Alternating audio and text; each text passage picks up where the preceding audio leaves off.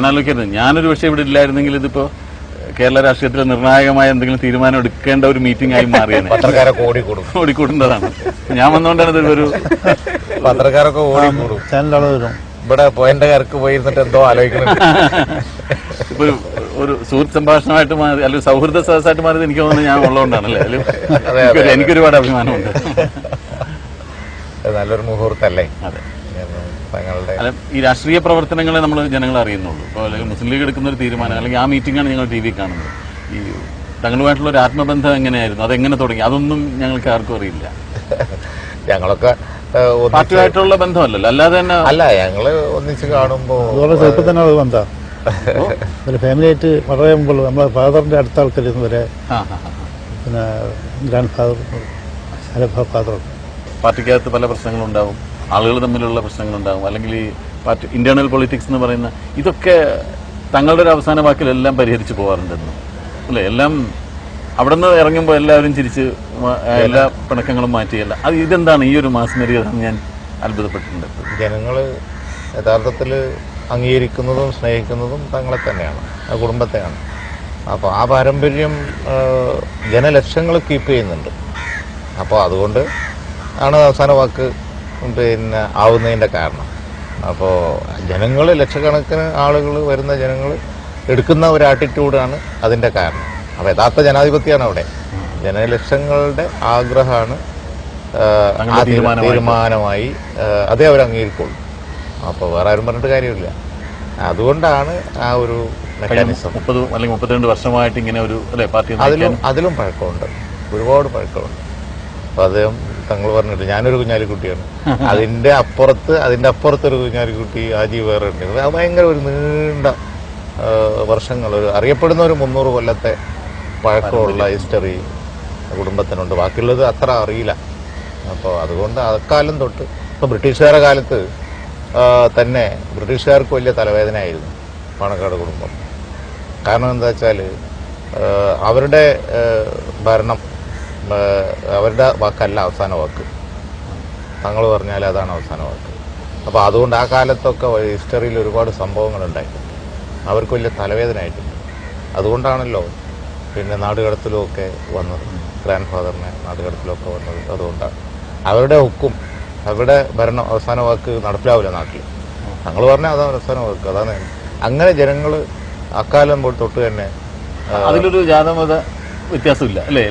സമുദായത്തിൽപ്പെട്ട ആരും ജാതിമത ഭേദമന്യേ അറിയപ്പെടുന്ന ഒരു 10-300 വർഷം തൊട്ട്, ഞാൻ 10-300 വർഷം ഏകദേശം പറയുകയാണ്. ഞാൻ മുമ്പുള്ള ചരിത്രം മുതൽ എടുത്താൽ തന്നെ റിസർച്ച് ചെയ്തതിന് മുമ്പ് ഉണ്ടാവുന്നത്. അപ്പോൾ ആ ബ്രിട്ടീഷുകാരുടെ കാലം തൊട്ട് തന്നെ ആ കുടുംബത്തിന് അങ്ങനെ ഒരു ഇതുണ്ട്. കാരണം വെച്ചാൽ ജനങ്ങൾ അവസാന വാക്കായി കണക്കാക്കുന്നത് അവിടെയാണ്. അത് രാഷ്ട്രീയമല്ല അന്നൊന്നും, അവനവൻ്റെ കാര്യത്തിന്.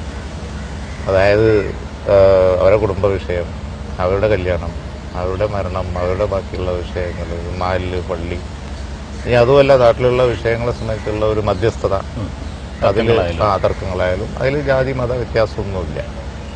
ഇത് വളരെ ഹിസ്റ്റോറിക്കലാണ്. ഞങ്ങളുടെ ഈ തീരുമാനം ഇങ്ങനെ വരുന്ന ഒരു വളരെ ഹിസ്റ്റോറിക്കൽ, അതിനൊരു വലിയ ചരിത്ര പശ്ചാത്തലമുണ്ട്.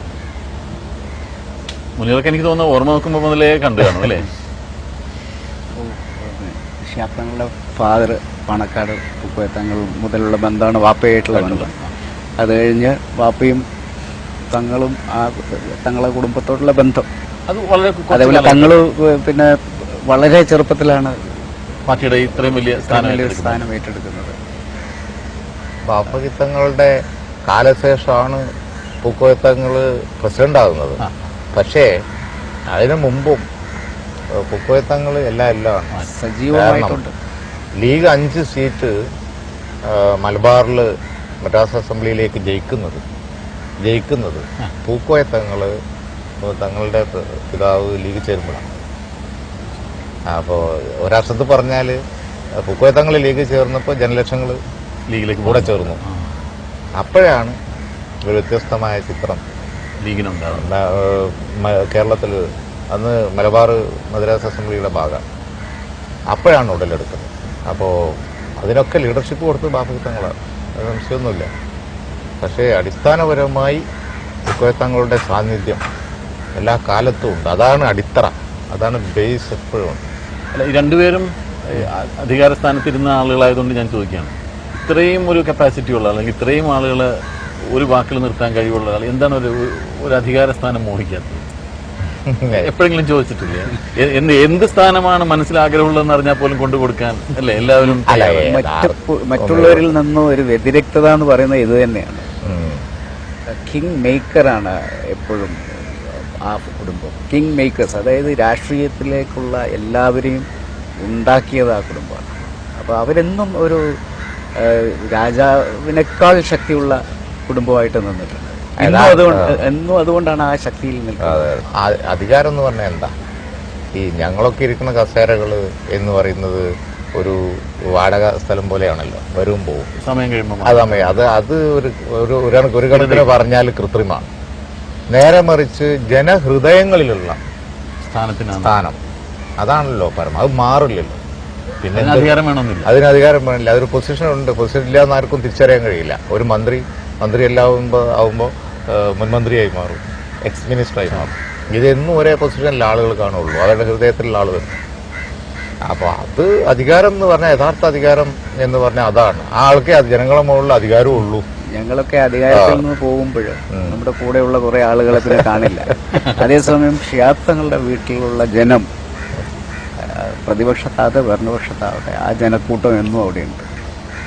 ലീഗിന് ഞങ്ങളെ പാർട്ടിക്ക് മാത്രമുള്ള ഒരു പക്ഷേയുള്ള ഒരു പ്രത്യേകതയാണ് അത്. കാരണം അതിൽ ഒരു യഥാർത്ഥ ജനാധിപത്യം ഉണ്ട്.